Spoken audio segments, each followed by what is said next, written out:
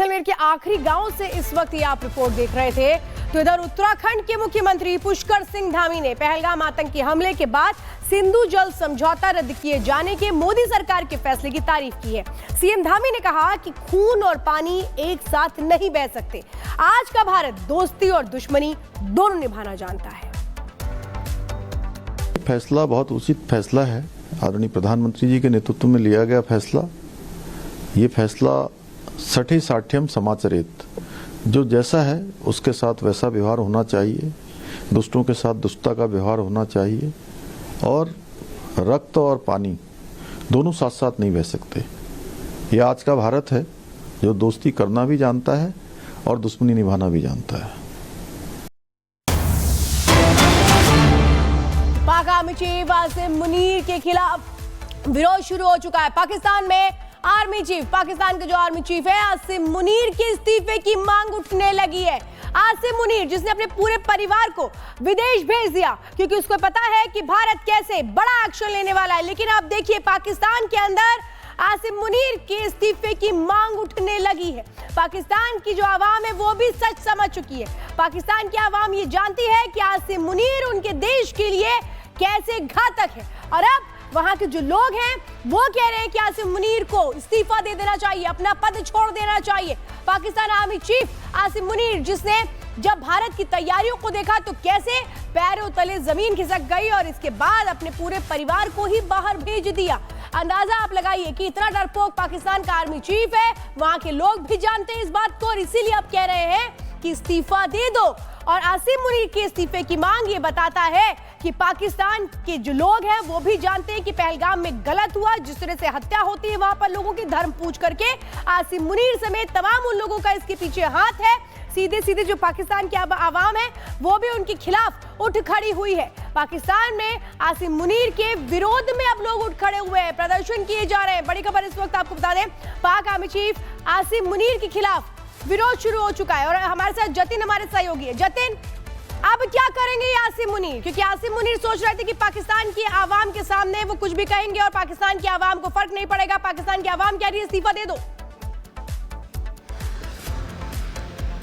बिल्कुल, देखिए पाकिस्तान की आवाम जहां मुनीर को कटघरे में खड़ा कर रही है तो वहीं ये भी जानकारी मिल रही है कि पाकिस्तानी सेना के कुछ अधिकारी भी मुनीर के खिलाफ कार्रवाई चाहते हैं। वो भी ये बात मानते हैं कि भारत के पहलगाम में जो आतंकी हमला हुआ उसमें मुनीर का बड़ा रोल है और कहीं ना कहीं जिस तरीके से आप लगातार अपने दर्शकों को बता भी रहे हैं कि इस हमले के बाद जब भारत ने कड़ा रुख दिखाना शुरू किया तो मुनीर ने सबसे पहले अपनी फैमिली को विदेश भेज दिया। इस तरीके की भी जानकारी आ रही थी कि मुनीर खुद को एक सेफ हाउस में रखे हुए थे और वहीं से आगे का जो ऑपरेशन है वो अंजाम दे रहे थे। लेकिन सबसे बड़ी बात कि पाकिस्तान में जो आम जनता जिस बात को लेकर दुख जाहिर कर रही थी और अब पाकिस्तानी सेना के जो अधिकारी हैं वो भी इस बात को लेकर साफ तौर पर दुख जाहिर कर रहे हैं और कहीं ना कहीं इस बात को मान रहे हैं कि सेना की जो अधिकारी हैं वो भी अब कैसे मुनीर का साथ छोड़ते नजर आ रहे हैं, मुनीर को कसूरवार ठहरा रहे हैं और उनका साथ छोड़े, यानी पाकिस्तानी जो सेना है उसमें भी फूट पड़ चुकी है। बिल्कुल बिल्कुल फूट पड़ी भी है और कहीं ना कहीं विरोधाभास समझ भी आ रहा है। विरोधाभास इस लिहाज से भी कि पाकिस्तान जो भी भारत की कूटनीतिक रणनीति को देखकर जो फैसले ले रहा है उसमें पाकिस्तानी सेना के अधिकारी भी इस ओर इशारा कर रहे हैं कि पाकिस्तानी सेना तैयार नहीं है भारत से जंग लड़ने के लिए। जिस तरीके से चाहे वो पनडुब्बी का जिक्र कर लीजिए, ज्यादातर पनडुब्बियां पाकिस्तान की अभी मेंटेनेंस में है। जिस तरीके से आप सैन्य ताकत देख लीजिए वो भारत से बहुत पीछे है। जिस तरीके से आप हवाई ताकत देख लीजिए उस हिसाब से भी पाकिस्तान भारत से बहुत पीछे। और भारत की बात करें तो वो नौसेना में ब्रह्मोस मिसाइल लॉन्च करके अपनी ताकत दिखा चुका है। वो राफेल के ऑर्डर देकर और राफेल जो इस समय भारत में मौजूद है पहलगाम में उसका युद्ध अभ्यास करके अपनी ताकत दिखा चुका है। तो कहीं ना कहीं पाकिस्तान के सैनिक इस बात को लौटेंगे। जतेन, तो जिस तरीके से इस वक्त आपको बता दें कि पाकिस्तान के अंदर भी कैसे एक उथल पुथल की स्थिति मच चुकी है क्योंकि वहां पर आसिम मुनीर के खिलाफ प्रदर्शन हो रहा है, तो पाकिस्तान आर्मी के जो अधिकारी हैं वो भी अब आसिम मुनीर से इत्तेफाक नहीं लगते हैं। तो पहलगाम आतंकी हमले के बाद लगातार मोदी सरकार एक्शन में है और ये बिल्कुल क्लियर है कि अब कुछ भी बर्दाश्त नहीं किया जाएगा। सरकार ने आज न्यूज चैनल बीबीसी को नोटिस थमाया और दो टूक कहा कि पाकिस्तानी प्रोपेगेंडा भारत में नहीं चलेगा। तो पूर्व पाकिस्तानी क्रिकेटर शाहिद अफरीदी ने जो बयान दिया है उसके बाद जितनी निंदा की जाए उतनी कम है। अब ओवैसी ने करारा जवाब दिया है और कह दिया है जोकर।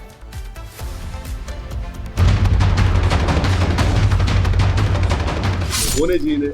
शहीद अफरीदी कौन है इन्हें? नाटक है क्या ये? छोड़ो ना, तुम क्या जोकरों का नाम ले रहे हैं? कभी क्रिकेट के मैदान में चौका छक्का मारने वाला शाहिद अफरीदी अब दुनिया से बाउंसर पर बाउंसर खा रहा है। पाकिस्तानी पूर्व क्रिकेटर अफरीदी ने एक बार फिर अपनी आदत के मुताबिक अनाप शनाप बोल दिया। इस बार भी मुद्दा वही पुराना, भारत को ज्ञान देना। 1 घंटे तक दहशतगर्द वहां दहशतगर्दी करते रहे, ठीक है, वहां तक 8 लाख फौज में से कोई नहीं आया, और जब आए तो 10 मिनट के ऊपर पाकिस्तान पे इल्जाम लगा दिया। तो आई मीन कि खुद ही ब्लंडर्स मारते रहते हैं, खुद ही लोगों को मरवा देते हैं, फिर उनकी वीडियोस दिखाते हैं कि नहीं वो तो जिंदा है। तो आई मीन इस तरह का ना करें।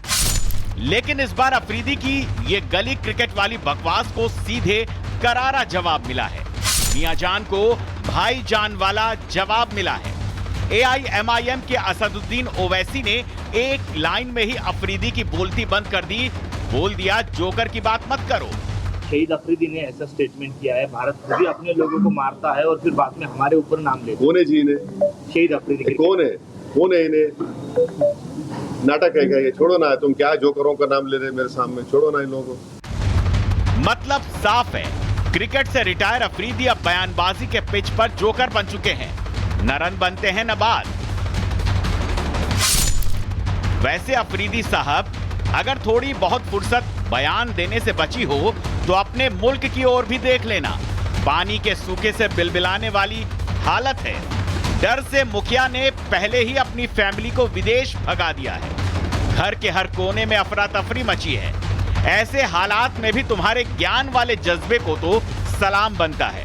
भारत आतंक के खिलाफ अब इंतकाम चाहता है।